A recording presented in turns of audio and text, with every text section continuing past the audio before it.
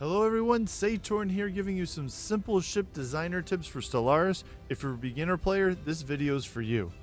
So let's design your first ship. You got to go to the ship designer, either hitting F9 or the menu on the left. And then you'll see the first thing you need to do is unclick the auto generate designs. What this does, this will allow you to create your designs. If you don't, you won't be able to save. So he says cannot make any changes. So you want to uncheck the auto generate and boom, now you're able to make a name and we can start making some changes, and we'll get into that right now. The first step into designing the ship is you have to choose the section that you're going to use for the ship. For the Corvette, there's only one, and this will kind of tell you what type of ship it's going to be. There's the missile boat, where you'll get a slot in your weapon slots for missiles. There's an interceptor, which will give you 3 small slots, and a picket ship, which will give you some point defense. And you can tell the utility slots are all the same. So in this example, we'll pick up the interceptor, and now you'll see we have 3 small slots up top where we can then click on and choose between either red lasers or mass drivers. There are many weapons you're going to unlock throughout the game, but the best thing about Paradox games are their tooltips. So you can hover over the S, M, or L, which is small, medium, or large, depending on your ship, and you can get all the information that you need. I could go into greater detail if you guys are interested. Please put it in the comments below. But in general, look down at the bottom and you can see the major bonuses to each of the weapons. So you can see this is minus 50% shield damage for red lasers, but they're very good, plus 50% towards armor damage. Mass drivers are the complete opposite, plus 50% shield damage and minus 50% armor damage. If we change the section to missile boat, we get a new slot available which allows missiles, and missiles are different. You can see down towards the bottom, plus 100% shield penetration. What this means is it completely ignores shields. So anytime in the game you see penetration and some sort of defense there, in the percentage, it'll tell you how much it's going to completely ignore. So there's 3 different levels pretty much for every ship. So it goes shields if they're available, if they have them on the ship, then armor, then hull. The top part of your ship shows your weapons, and the bottom part of your ship shows all your defenses. And you can see we have 3 small slots down below.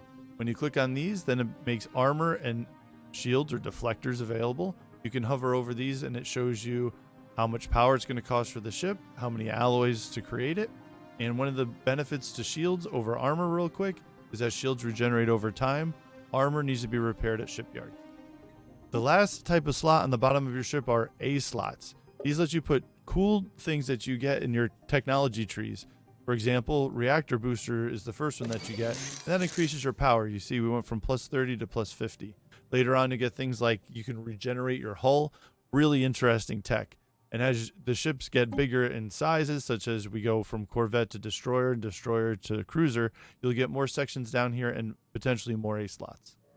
The right column of the ship designer lets you do different components in your ship. The first one is your reactor, and this does your power generation. This will pretty much dictate how many shields you can have on your ship, or maybe how powerful, as well as your weapons. The hyperdrive is next. This tells you how quickly you can jump between hyper lanes and systems. The third is your thrusters. This will impact the invasion usually of your ship. And again, that's the best defense, right? Not getting hit at all. So this could be important, but it's really only important on smaller ships like the Corvette, maybe the destroyers. Later on, this isn't as useful. The 4th slot is radar systems, as this helps with tracking and you being able to hit other ships. And the last one is basic combat computer slot, or just computer slots in general. These get a lot more powerful as you tech up. Last but not least, you should also be taking a look at the production and ship stats, the panel over here on the right, as you're adding components to your ship. This will tell you how much the cost of your ship is going to be and the upkeep over time, as well as how it changes your ship stats. And the one you got to really pay attention to the most is your power, right? The more that you add to your ship and components that use power, your power is going to go down, and you want to make sure you cannot save a ship that's overpowered, right? I can't save the ship at all because our power is now at a minus 10. And in here, you can also put your ship names and you can save them off.